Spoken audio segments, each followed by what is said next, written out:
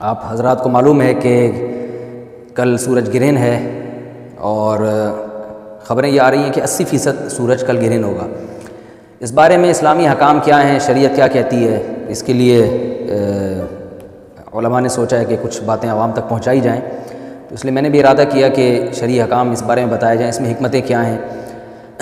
رسول اللہ صلی اللہ علیہ وسلم کے دور میں سورج گرہن ہوا ہے۔ آپ صلی اللہ علیہ وسلم کے نرینہ اولاد نہیں تھی، آپ کو اللہ نے اولاد دی اور آپ کے بیٹے کی موت واقع ہوئی۔ یہ ایک بہت بڑا حادثہ تھا اس وقت، کیونکہ عرب میں نرینہ اولاد کی بڑی ویلیو تھی۔ آپ صلی اللہ علیہ وسلم کو اللہ نے بیٹیاں دیں، بیٹا نہیں دی، اور بیٹا دے کے اٹھا لیا، تو ایک بہت بڑا واقعہ تھا، اور اللہ کی قدرت کے اسی دن سورج بھی گرہن ہو گیا۔ تو عرب یہ کہا کرتے تھے، زمانہ جاہلیت میں یہ بات مشہور تھی کہ کوئی بہت بڑا دنیا میں واقعہ ہوتا ہے تو سورج یا چاند گرہن ہو جاتے ہیں۔ اسی دن سورج بھی گرہن ہوا تو یہ بات پھیل گئی کہ محمد صلی اللہ علیہ وسلم سید الانبیاء رسول اللہ صلی اللہ علیہ وسلم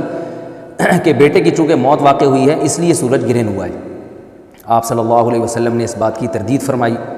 اور آپ نے فرمایا ان الشمس والقمر آیتان من آیات اللہ لا ينکسفان بموت احدہما، کہ سورج اور چاند اللہ کی نشانیوں میں سے ایک نشانی ہے۔ لا ينکسفان بموت احدہما آیاتہ، نہ تو یہ کسی کی موت کی وجہ سے گرہن ہوتے ہیں نہ کسی کی زندگی کی وجہ سے، بل یخوف اللہ بہما عبادہ، اللہ ان کے ذریعے اپنے بندوں کو ڈراتے ہیں۔ یہ بخاری مسلم کی حدیث ہے، اپنے بندوں کو خوف زدہ کرتے ہیں۔ تو یہ اللہ کی نشانیاں ہیں، اور آپ صلی اللہ علیہ وسلم نے اس موقع پر نماز کا حکم دیا، اللہ کے سامنے عاجزی اور انکساری کا حکم دیا۔ دیکھیے یہاں ایک بہت اہم پوائنٹ کی بات ہے ان لوگوں کے لیے جو اسلام کے خلاف ہیں،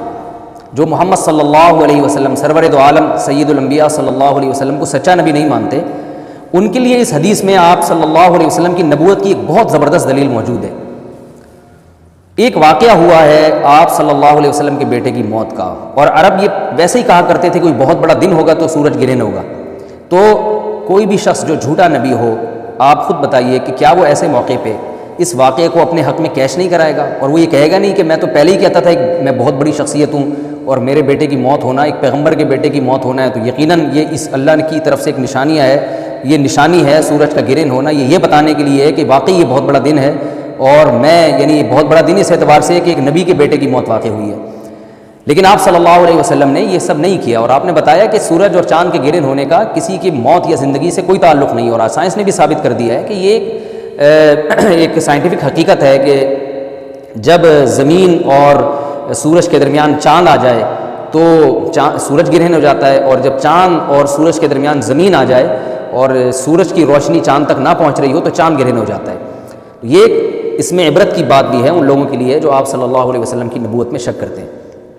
البتہ آپ صلی اللہ علیہ وسلم نے اس موقع پر ہمیں حکم دیا کہ اللہ سے تضرع اور عاجزی اور انکساری کی جائے، اپنے گناہوں کی معافی مانگی جائے، اور نماز آپ صلی اللہ علیہ وسلم نے پڑھی۔ اس پہ بھی بعض لوگ اشکال کرتے ہیں کہ یہ جب ایک نیچرل پروسیس ہے تو اس میں اتنا گھبرانے کی، کیونکہ حدیث میں آتا ہے آپ صلی اللہ علیہ وسلم بہت گھبرائے،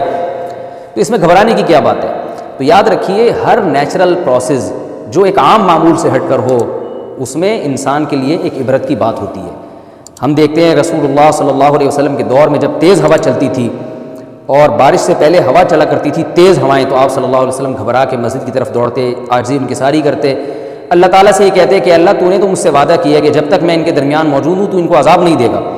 تو یہ خوف کا غلبہ تھا آپ صلی اللہ علیہ وسلم پر۔ کیوں؟ وجہ اس کی یہ تھی کہ یہی حالات قوم عاد اور قوم سمود پر بھی آئے ہیں۔ قرآن میں آتا ہے نا فَلَمَّا رَأَوْهُ عَارِضًا مُسْتَقْبِلَ أَوْدِيَتِهِمْ قَالُوا هَذَا عَارِضٌ مُمْطِرُنَا بَلْ هُوَ مَا اسْتَعْجَلْتُمْ بِهِ رِيحٌ فِيهَا عَذَابٌ أَلِيمٌ تُدَمِّرُ كُلَّ شَيْءٍ بِأَمْرِ رَبِّهَا فَأَصْبَحُوا لَا يُرَىٰ إِلَّا مَسَاكِنُهُمْ، کہ وہ بادلوں کو دیکھ کے کہنے لگے یہ تو ایک معمول کے مطابق بادل ہیں جو برسیں گے اور بارش ہوگی۔ تو پیغمبر نے کیا کہا کہ یہ بارش نہیں ہے بلکہ یہ وہ عذاب ہے جس کی تم جلدی کیا کرتے تھے، اور اس میں ایک ایسی ہوا ہے جو اللہ کے حکم سے ہر چیز کو ہلاک کر دے گی۔ اور پھر ان پر ایک ہفتہ عذاب آیا، اور قرآن کہتا ہے کہ وہ ایسے پڑھ کے ہلاک ہو گئے کہ فَتَرَى الْقَوْمَ فِيهَا صَرْعَىٰ كَأَنَّهُمْ أَعْجَازُ نَخْلٍ خَاوِيَةٍ، اے مخاطب اگر تو ان کو دیکھتا تو ایسے لگتا کھجور کے تنے ہیں جو اونھے پڑے ہوئے ہیں، تو ایسے ہوا نے ان کو تہس نہس کر دیا۔ تو یہ عام معمول سے ہٹ کے جب بھی اس کائنات میں کوئی تغیر آتا ہے تو وہ اللہ کی نشانیوں میں سے ایک سائنٹیفک حقیقت بھی ہے، اس کی ایک لاجک بھی ہے، لیکن اس کے ساتھ ساتھ اللہ کی نشانیوں میں سے ایک نشانی بھی ہے، اور ایسی نشانی ہے جس سے ہمیں ڈرنا چاہیے کہ اللہ تعالیٰ کو اختیار ہے وہ جب چاہے سورج کی روشنی چھین لے، چاہے کسی بھی طرح سے چھینے۔ اور یہ بھی ایک سائنٹیفک حقیقت ہے جو آپ صلی اللہ علیہ وسلم کی نبوت پر جس نے ایک مہر لگا دی ہے کہ سورج اور چاند کا گرہن ہونا، اگرچہ ایک لاجک ہے کہ چاند سورج کے سامنے آ جائے تو سورج گرہن ہو جاتا ہے، لیکن اس بارے میں جو ہماری تحقیق ہے، جو سائنسدان کہتے ہیں کہ یہ وقت یعنی خطرے کا وقت ہوتا ہے، سورج سے ایسی خطرناک ریز نکلتی ہیں جو نقصان کا سبب بن سکتی ہیں، تبھی بعض حضرات سورج کی طرف دیکھنے سے بھی منع کرتے ہیں، اور یعنی نظام میں تھوڑی ایک عام نارمل روٹین سے ہٹ کے اس کائنات کا نظام چلتا ہے، تو اس لیے یہ اس کائنات کے لیے، زمین کے لیے ڈینجرس ہو سکتا ہے، اور جو گریوٹی اور جو کشش کا نظام ہے اس میں بھی خلل واقع ہوتا ہے، تو ایسا نہیں ہے کہ یہ بالکل ایک نارمل کنڈیشن ہوتی ہے اور اس کا کوئی نقصان ہی نہیں ہے، یہ بالکل غلط ہے، اس میں نقصان کا بہرحال خطرہ ہے، اور اس بات کا امکان موجود ہوتا ہے کہ قدرت انسانوں سے انتقام لے یا انسانوں کو نقصان پہنچائے، اور ویسے بھی جن کے دلوں میں اللہ کا خوف ہوتا ہے وہ تو ویسے ہی اللہ کے وہم من خشیتہ، قرآن مجید میں اللہ تعالیٰ کے ارشاد ہے کہ مشرکین بار بار یہ سوال پوچھتے تھے قیامت کب آئے گی کب آئے گی، اللہ فرماتے ہیں لیکن جو مومنین ہیں ان کو اس سے غرض نہیں ہے کہ کب آئے گی، والذین آمنوا مشفقون منہا، وہ تو قیامت سے گھبراتے ہیں کہ پتہ نہیں ابھی نہ آ جائے، تو جس کے دل میں اللہ کا خوف ہوتا ہے اس کے زندگی گزارنے کا طریقہ کچھ اور ہوتا ہے، وہ بات بات پہ اللہ سے ڈرتا ہے، اس کو اللہ سے ڈرنے کا بہانہ چاہیے، اس کو توبہ کا بہانہ چاہیے، تو اس بحث میں پڑھنا کہ یہ تو ایک لاجیکلی ایک سورج کی روشنی غائب ہو جائے گی، وہ ٹھیک ہے، یہ سائنسدانوں کا شعبہ ہے کہ کیوں غائب ہو رہی ہے، ماہرین فلکیات کا شعبہ ہے، لیکن اہل ایمان کا جو کام ہے اس موقع پر، ان کا جو وظیفہ ہے وہ یہ کہیں کہ اللہ کی نشانیوں میں سے ایک نشانی ہے، اللہ اپنی قدرت دنیا میں دکھاتا ہے کہ میں یہ بھی کر سکتا ہوں چاہے کسی بھی طریقے سے کروں، تو ہمیں اس موقع پر باہر اللہ کے سامنے جھکنا چاہیے، اپنے گناہوں سے معافی مانگنی چاہیے، اور وہی عمل کرنا چاہیے جو رسول اللہ صلی اللہ علیہ وسلم نے ہمیں بتایا ہے، اور اس بارے میں جو توہمات پھیلے ہوئے ہیں اس سے بھی ہمیں اجتناب کرنا چاہیے، جیسے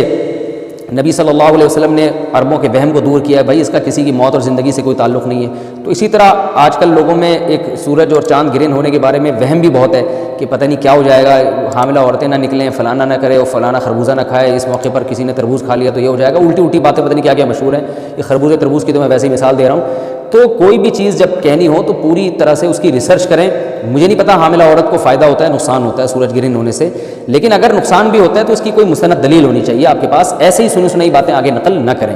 تو بہرحال ہمیں جو کرنے کا کام ہے جو رسول اللہ صلی اللہ علیہ وسلم نے بتایا ہے وہ کام بخاری اور مسلم کی حدیث کے مطابق نماز ہے، انفرادی بھی ہے، جماعت سے بھی ہے، مستحب بھی ہے کہ جماعت سے نماز پڑھی جائے